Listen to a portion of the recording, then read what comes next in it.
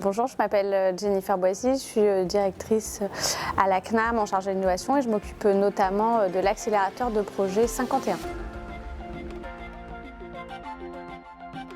Avant, on avait un dispositif législatif qui nous permettait d'expérimenter dans le domaine de la santé des nouvelles modalités de financement des soins. Ministère et CNAM avions l'habitude de traiter les dossiers, de les instruire de façon assez traditionnelle et on s'est rendu compte qu'au bout de presque une année, très peu de projets étaient autorisés.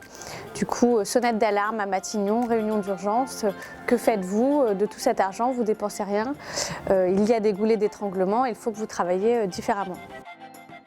Et là, tout à coup, on s'est dit qu'il fallait qu'on revoie nos modalités d'instruction de projet et qu'on évite d'avoir 10-15 réunions avec les mêmes personnes dans des salles au 3e sous-sol du ministère et qu'on se mette à travailler différemment. Et du coup, on s'est inspiré des méthodes d'intelligence collective pour revoir nos modalités d'instruction.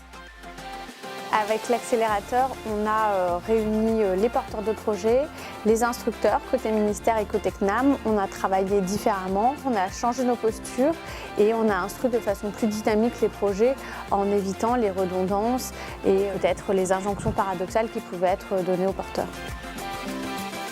Après un an de fonctionnement de l'accélérateur 51, 52 projets ont été autorisés et on a plus de 100 projets qui ont été instruits dans l'accélérateur. Là, on s'interroge plus sur la façon de gérer le flux et comment intégrer désormais ces modes de travail sur d'autres projets au-delà même de l'article 51. Être patient, croire dans l'efficacité d'un lab, c'est pas évident. Moi-même, je suis arrivée en n'étant pas forcément persuadée de l'efficacité de ces méthodes et s'entourer d'une équipe de facilitateurs expérimentés, aguerris et travailler en bonne intelligence et surtout en toute confiance.